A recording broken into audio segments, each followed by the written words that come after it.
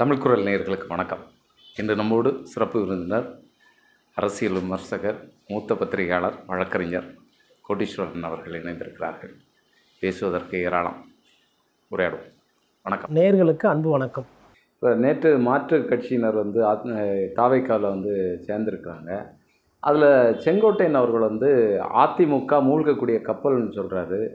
இல்லை, நாங்கள் மூழ்க விட மாட்டோம், தலைவர் விஜய் அவர்கள் மூழ்க விட மாட்டார், ஏன்னா அதிமுகவும் தாவைக்காவும் ஒன்று தான் அப்படின்னு சொல்லி ஆதவ அர்ஜுனா பேசுகிறாரு. பேசிட்டு எம்ஜிஆர் அவர்களுக்கு எலெக்ஷனுக்கு நிற்கிறதுக்கு முன்னால் எவ்வளவு குடைச்சல் கொடுத்தாங்களோ, நெருக்கடியை திமுக கொடுத்ததோ, அதே மாதிரியான ஒரு நெருக்கடியை விஜய் அவர்களுக்கு திமுக கொடுத்தது அப்படிங்கிறத சொல்கிறாரு. எம்ஜிஆராக விஜயை மாற்றி கொண்டிருக்கிறார்களா? எப்படி இதை எப்படி பார்க்குறது?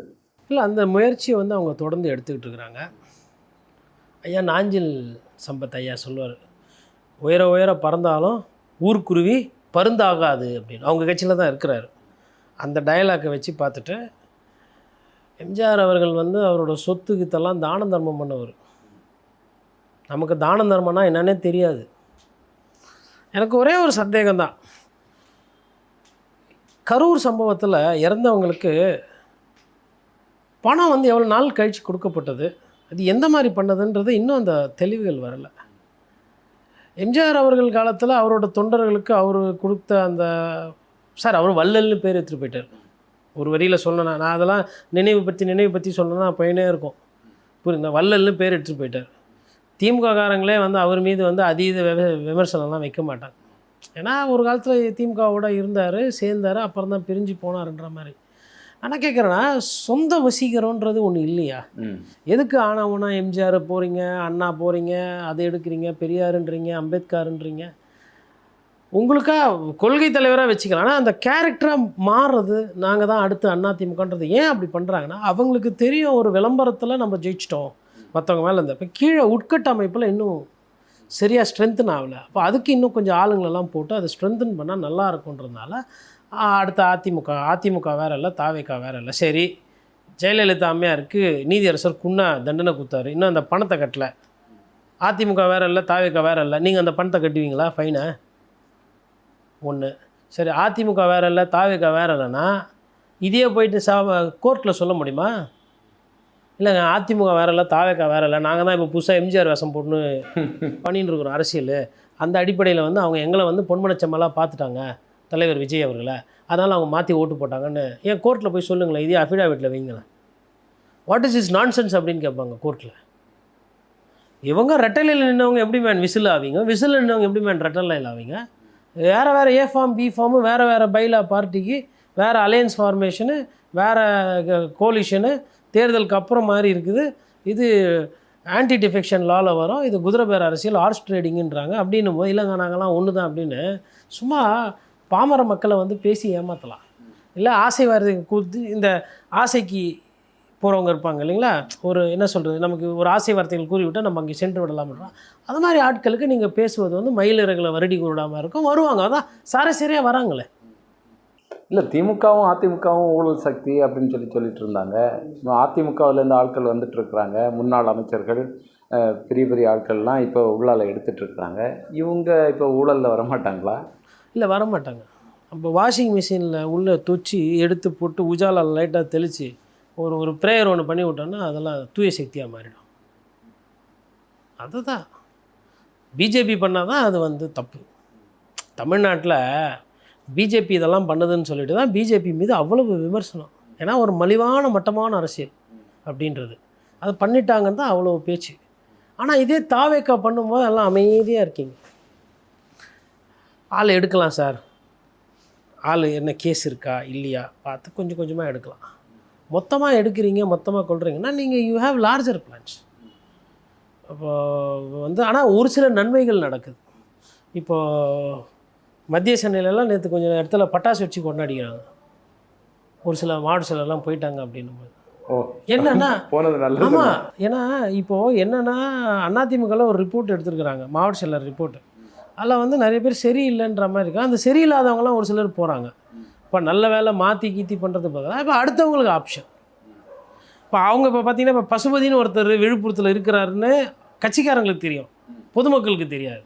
இன்றைக்கி அவரு தான் கவுண்டர் கொடுக்குறாரு சிவி சண்முகத்துக்கு. அப்பா உங்கள் அண்ணனை வச்சுட்டு நீ பண்ணியப்பா அரசியல், உங்கள் சொந்தக்காரங்களெல்லாம் வச்சுட்டு நீ விழுப்புரத்தில் வேறு யாருமே தலை தூக்கூடாமல் பண்ணியப்பா, அப்போ அது குடும்ப அரசியலா இல்லை இது குடும்ப அரசியலா, கீழே இருந்து கவுண்டர் வருது. இப்போ யாரெல்லாம் போகிறாங்களோ அதிமுகவில் அடுத்த கட்ட இருக்கிறாங்களே அவங்களுக்கு இயற்கையாக ஒரு ஓப்பனிங் ஆகுது ஒன்று. இன்னொன்று அதிமுகவில் எப்படி போகிறாங்கன்னும் போது அதையும் சரி செய்யணும். அதை வந்து ஒரு பொதுச் செயலாளர் முறையில் எடப்பாடி பழனிசாமி அதை சரி செய்யறதுக்கு பண்ணணும். மாற்றுக் கட்சியிலேருந்து யாருன்னா ஆள் வராங்கன்னா கோர்ட்டு கேஸு வேறு எதுவும் ஏழ்ரை இல்லை அப்படின்னா அந்த மாதிரி ஆளில் சேர்க்கலாம். இல்லை புதுசாக இளைஞர்கள் இருப்பாங்க, கல்லூரியிலேருந்து படிச்சுட்டு வருவாங்க, அந்த மாதிரி ஆளுங்களை கட்சியில் சேர்க்கணும். இல்லைனா கட்சியில் சேராமல் இருந்திருப்பாங்க யாரும் நடுநிலையாளர்கள் நல்லவர்கள் இருப்பாங்க, அந்த மாதிரி ஆளுங்களை சேர்க்கணும். நீங்கள் எதுவுமே பண்ணாமல் வெறும் அப்படியே அந்த அறிக்கை விடுறது அப்படின்றது செட் ஆகலை. தெரில அவர் என்ன பண்ண போகிறாருன்றது அவர் பிரச்சனை. பட் தாவேக்கா வந்து கொஞ்சம் கொஞ்சமாக தன்னுடைய ஒரிஜினாலிட்டியை எழுந்துக்கிட்டு வருது. இது எங்கே போய் நிற்கும்னா வர இடைத்தேர்தலை அதை தாண்டி இந்த உள்ளாட்சி தேர்தலில் நிறைய பேருக்கு சீட்டு வாங்கணும். அதற்காக தான் நிறைய பேர் போகிறாங்க.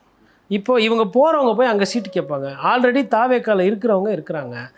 முன்னாடி வந்து தாவேக்காவில் வந்து சீட்டு கொடுத்தா யோசிப்பாங்க, செலவாச்சுன்னா நம்ம கடனாகி ரோட்டில் நின்றுருவோம், நம்ம ஜெயிப்போமா தோப்போமான்னு தெரியாது. இப்போ வந்து ஜெயிச்சிருவோன்ற அந்த நம்பிக்கை நிறைய பேர் இருக்கும். அப்படி இருக்கும்போது ஒரிஜினல் தாவேக்காரங்க இருக்கிறாங்களா, அதாவது விஜய் அவர்கள் மீது இருக்கிற அன்பு நம்பிக்கையில் கஷ்டப்பட்டிருப்பாங்க, அவங்கள இப்போ புதுசாக போய் சேர்ந்தவங்க ஓவர்டேக் பண்ணுவாங்க. ஏன்னா இங்கே பணம் இருக்குது, ஒரு எதையோ கொடுத்து சைடில் கீழில் கொடுத்து சீட்டை கிட்டு வாங்கிக்கிங்க ஏதோ ஒன்று பண்ணிட்டாங்கன்னா ஏமாற போகிறது அவங்க தான்.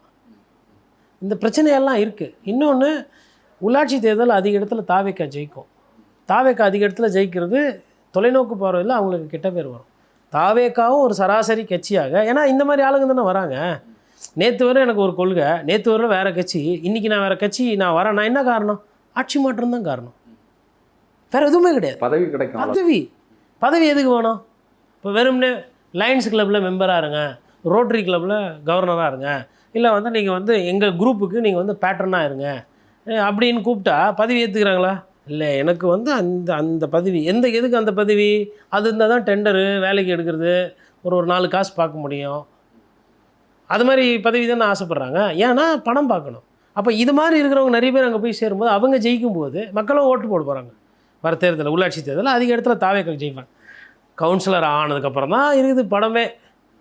கவுன்சிலர்கள் நம்ம ஊரில் என்ன பண்ணுவாங்க வழக்கமாக, எந்த கட்சி கவுன்சிலராக இருந்தாலும், ஏன்பா வீடு கட்டுற எங்கிட்ட ஒரு வார்த்தை சொல்கிறது இல்லையா, பால்கனி பார் வெள்ளகுது, அப்புறமா வந்து ரோடு அகலம் கம்மியாகுது, நீ பாடுன்னு ஹைட்டாக கேட்ட, ரோட்டில் இவ்வளோ டிராஃபிக் ஆகுது, அப்போ பில்டிங் கட்டுறன்னு சொல்கிறார். சார் மண் ரோட்டில் கொட்டாமல் எப்படி சார் தலைமையிலையா சார் குட்டி பண்ணுறது? அதெல்லாம் பேசக்கூடாது. அப்புறம் பாரு ஜெய் ஃபோனை போடு, திமிரா பேசுகிறாப்பல தம்பி, நிப்பாட்டு சொல்லு வேலையை, இருக்குதா இல்லையா நம்ம ஊரில்? அப்புறமா காந்தி பிறந்தநாள் கொண்டாடுறோம், அம்பேத்கர் பிறந்தநாள் கொண்டாடுறோம், வீட்டில் அப்பா அம்மா பிறந்தநாள் கொண்டாடுறது கிடையாது. அப்புறம் விஜய் அண்ணா பிறந்தநாள் கொண்டாடுறோம், எடப்பாடிக்கு பிறந்தநாள் கொண்டாடுறோம், ஸ்டாலினுக்கு அவருக்கு பிறந்தநாள் கொண்டாடுறோம். இப்படி பிறந்தநாள் கொண்டாடுறதுக்கு கூழ் ஊற்றுறதுக்கு ஒரு குரூப் கிளம்பிடும், கையில் நோட்டீஸ் போட்டு. அதெல்லாம் இன்னும் இதெல்லாம் பார்க்கல, இவங்க தான் பார்ப்பாங்க ஜனங்க. ஒரு நல்ல கலர்ஃபுல்லான கட்சியாக மாறுதோ தாவேக்கா? கலர்ஃபுல்லான கட்சியோட இன்றைக்கி காலையில் டைம்ஸ் ஆஃப் இந்தியாவில் பத்திரிகையில் அந்த பத்திரிகையுடைய ஆசிரியர் ஒரு வார்த்தையை பயன்படுத்தியிருந்தார், அருண்ராம். ரீசைக்கிள்டு பொலிட்டீஷியன்ஸ், மறுசுழற்சி செய்யப்பட்ட அரசியல்வாதிகளை கொண்டு இயங்குகிறதா தாவேக்கா? எவ்வளோ பெரிய அவலமான ஒரு வார்த்தை இல்லை? நம்ம எதை சார் ரீசைக்கிள் பண்ணுவோம்? எதை ரீசைக்கிள் மறுசுழற்சி எதை பண்ணுவோம்? ரீசைக்கிள் பண்ண குப்பையை ரீசைக்கிள் பண்ணுவோம். ஒரு பொருள் வீணாக போயிடக்கூடாது, அப்போ அதை ரீசைக்கிள் பண்ணுவோம். அப்போ பிளாஸ்டிக் பாட்டில் அதை ரீசைக்கிள் பண்ணி தார் சாலைக்கு பயன்படுத்தலாம், இல்லை திருப்பி பிளாஸ்டிக் யூஸ் பண்ணலாம். இப்போ கட்டட கழிவு இருக்குது, கழிவுகளை வந்து திருப்பி மறுபடியும் மறுசுழற்சி பண்ணி ரீசைக்கிள் பண்ணலாம். குடிக்கிற தண்ணி குடிச்சிட்டோம், அது அதுக்கப்புறமா என்ன ஆகுது, வேஸ்ட்டில் போகுது, காவாவில் போகுது. அந்த காவா தண்ணி எடுத்து மறுசுழற்சி பண்ணி அந்த தண்ணியை பியூராக்கி அந்த தண்ணியை செடி கொடிக்கு தாவரத்துக்கு பயன்படுத்துகிறோம். அப்போ மறுசுழற்சி என்பது கழிவுகளுக்கு பண்ண வேண்டியது. இந்த வார்த்தையை பயன்படுத்தியிருக்காங்க, ரீசைக்கிள்டு பொலிட்டீஷியன்ஸ். இதனுடைய அர்த்தம், இதனுடைய தாக்கம், இதனுடைய புரிதல் அவங்களுக்கு எந்த அளவுக்கு புரியுதுன்னு தெரியல. இது டைம்ஸ் ஆஃப் இந்தியா பத்திரிகையில் வரதான் அகில இந்திய அளவில் படிப்பாங்க. படிக்கிறவங்களோட தன்மை என்பது வேறு. டாப் பீப்புள், இதை யூஎஸ் கான்சுலேட்லேருந்து அமெரிக்கன் ஆஃபீஸர்ஸ்லேருந்து உங்களுக்கு, ஏன்னா இன்றைக்கி சீஃப் மினிஸ்டர் சார் யார், விஜய் சார், இன்னொன்று அவர் ஒரு கிறிஸ்டின், ஃபாரினில் இருக்கிற ஆஸ்திரேலியன் அம்பாசிலேருந்து கெனடியனு இங்கிலாந்து எல்லாருமே வந்து பார்ப்பாங்க what is happening in Tamil Nadu.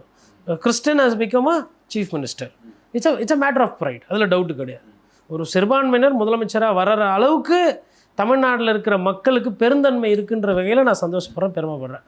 நம்ம வந்து அப்போ ஹிந்து முஸ்லீம் கிறிஸ்டின்னு பார்க்கல, ரைட்டா போட்டாச்சு. இப்போது அவங்களும் அதை பற்றி பெருமையாக பார்ப்பாங்க. அப்படியே படிச்சுட்டே இருக்கும்போது what recycled politicians, what is this, holy shit, இப்படி தான் போவோம் அவங்களோட எண்ணாக்கும். இந்த அரசியல் பண்ணிவிட்டு இதை விமர்சனம் பண்ணக்கூடாது அப்படின்னா Times of India budget size தெரியுமா? டைம்ஸ் ஆஃப் இந்தியாவெல்லாம் வாலாட்ட வைக்கணும்னா மொத்த சொத்தையும் எழுதி வைக்கணும். அவங்க பல வருஷமாக பத்திரிகை தொழில் வச்சுட்டு இருக்கிறாங்க. அவங்களோட பட்ஜெட்டு சைஸே வேறு. அதனால் தெரியாமல் ஏதோ வந்து அவரை காப்பாற்ற போகிறோன்னு சொல்லிட்டு அவருக்கு மீது இன்னும் விமர்சனத்தை ஜாஸ்தியாக்கி விட்டுருது. இப்போ நான் கேட்ட இந்த கேள்விக்கு தான் ஒரு கேள்விக்கு ஐயா அண்ணன் ராகவா லாரன்ஸ் அவர்கள் பதில் சொல்லிட்டோம். நான் மன்னிப்பு கேட்பேன். அண்ணா நீங்கள் சொல்லிட்டீங்க. நான் ஃபஸ்ட்டு கூட 2 வாட்டி பேசும்போது இப்போ என் போன்றவர்கள் யாருமே அவர் மீது பாசம் இருக்குது, எல்லாமே இருக்குது. நீங்கள் அவருக்கு முட்டு கொடுக்குறதா நினச்சிக்கிட்டு நீங்கள் இந்த மாதிரி வார்த்தைகளை அதை மக்களை சொன்னீங்களோ பத்திரிகையாளரை சொன்னீங்களோ, பத்திரிகையாளரும் மக்களை தான் சொன்னாங்க, இல்லை விமர்சனம் பண்ணுறவங்க சொன்னீங்களோ, 65 விழுக்காடு தாவேக்காக்கு எதிர்த்து ஓட்டு போட்டோம். அப்போ என்ன மனநிலையில் நீங்கள் அந்த வார்த்தையை பயன்படுத்துறீங்க? ஓசி பஸ்ஸுன்னு சொன்னார் ஒரு அமைச்சர். அவர் அடுத்த முறை வந்து வாயே திறக்காத மாதிரி ஒரு வாரம் ஊடகமோ மற்றவங்களும் பொதுமக்களும் விமர்சனம் பண்ணாங்க.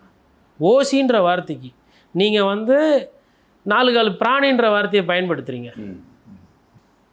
பொதுவெளியில் என்ன பேசணும், பொதுவெளியில் என்ன பேசக்கூடாதுன்றதுக்கு ஒரு அரசியல் பக்குவம் வேணும். ஃபஸ்ட்டு அதை வளர்த்துக்கோங்க. தனிப்பட்ட முறையில் பேசலாம். நீங்கள் பத்திரிகையாளரை பேசுகிறீங்களோ, வாக்காளரை பேசுகிறீங்களோ, பொதுமக்களை பேசுகிறீங்களோ, விமர்சனத்தை பேசுகிறீங்களோ, நல்ல சொல்லாடல் வந்து இருக்கணும். அதுதான் நாகரிகமான அரசியல், பண்பான அரசியல். கனி இருப்ப காய் கவர்ந்த அது பாருங்க. ஏதோ பார்த்தேன் ஐயா வந்து இப்போ சமீபத்தில் ஒரு 2 நாளைக்கு முன்னாடி பார்த்தேன். அப்போ அவர் சொன்னார், வாப்பா கோட்டீஸ்வரன் கனி இருக்க காய் கவர்தற்று. நான் சொன்னேன் நீ வேறு எதெல்லாம் பேசுகிற அப்படின்னாரு. ஒரு சில விஷயம் வந்து நானும் உரிமையாக நீங்கள் இப்படி போகிறீங்களே இது சரியா அப்படின்னு நான் கேட்டேன். அவங்க கட்சியோட நிலைப்பாடு எடுத்து சொன்னார் வீரபாண்டியன் ஐயா.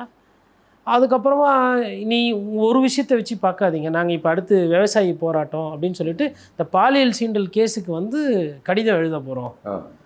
இது வந்து சிபிசிஐடிக்கு போனோம். இந்த காவல்துறை விசாரிக்காமல் இதுக்கு பின்னாடி ஒரே ஒரு கைது தான். இது 2 அவர் அப்போ சொன்னார் இதுவும் நாங்கள் சீரியஸாக எடுத்துக்கிறோம். ஆனால் டீட்டெயிலாக சொல்லலை. சொல்லிவிட்டு ஒரு நாள் கழித்து பார்க்குறேன், இன்றைக்கி காலைல அறிவிப்பு வந்திருக்கு. ஒரு அயோக்கியம் தான் அரெஸ்ட் ஆகிருக்கிறாரு. அது வேறு ஏதோ வார்த்தை கொஞ்சம் அவர் கண்ணியமான வார்த்தையை பயன்படுத்துகிறார். எனக்கு அவர்கிட்ட பேசுகிறதே கடினமாக இருந்தது. ஏன்னா அந்த சொல்லாடலில் வந்து பார்த்திங்கன்னா அவ்வளோ ஒரு நேர்மையாக இருக்கிற அந்த முயற்சி தெரியுது.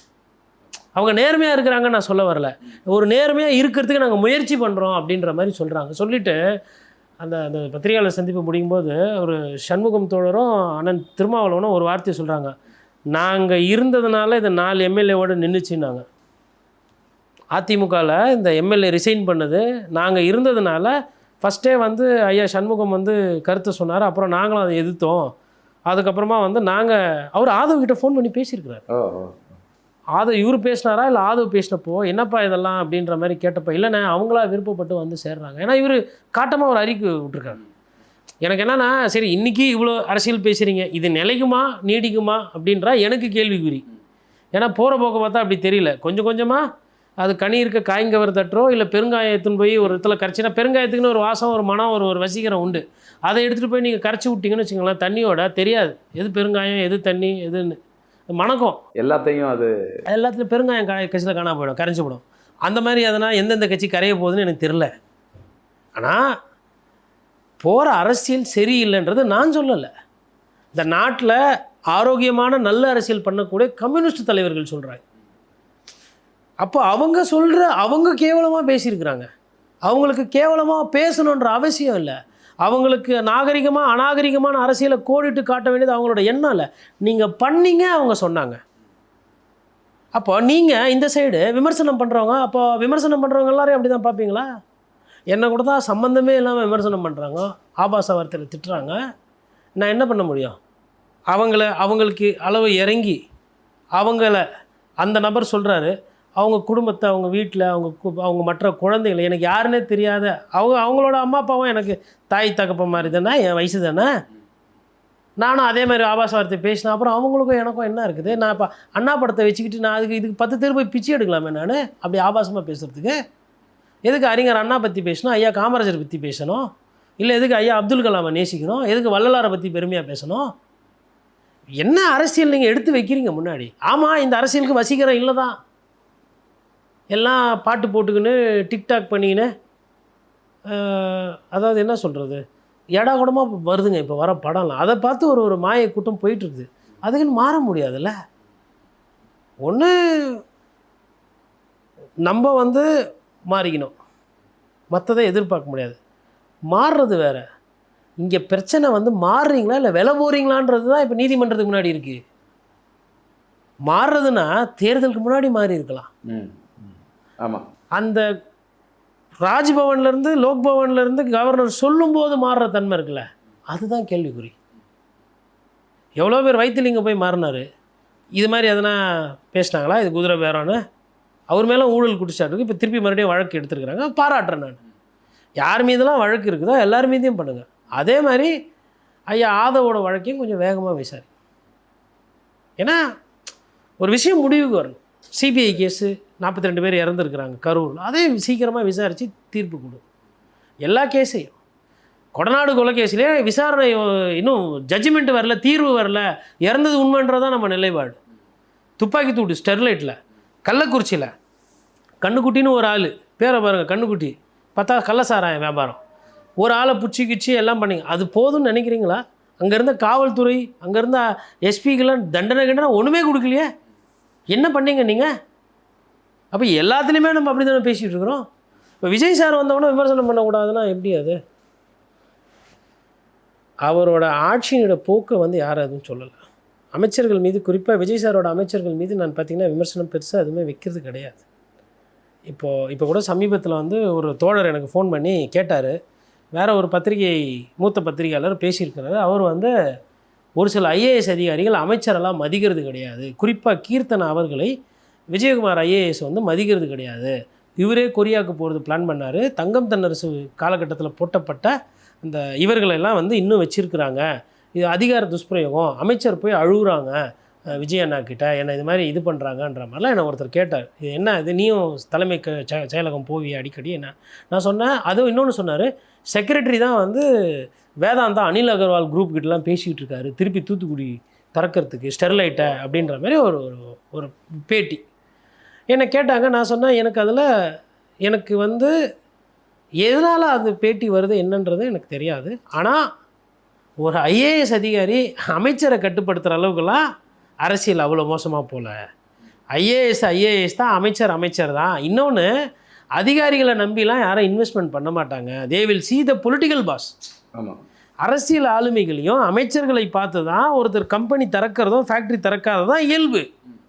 அப்போ இயல்புக்கு எதிராக ஒரு அதிகாரி அதை பண்ணார், அதிகாரி இதை பண்ணார் அப்படின்னும் போது அவர் என்ன நினச்சார்னா, நான் தாவேகா மீது விமர்சனம் பண்ணக்கூடியவன் அல்லவா, அதனால் இதையும் சேர்த்து பேசுகிறதுக்கு அவர் சொல்கிறார். நான் சொன்னேன், இதில் எனக்கு முகாந்திரம் இல்லை, இதில் எனக்கு தெரியல. அமைச்சரை மீறி நடக்கிற ஐஏஎஸ் அதிகாரி நான் பார்க்கல.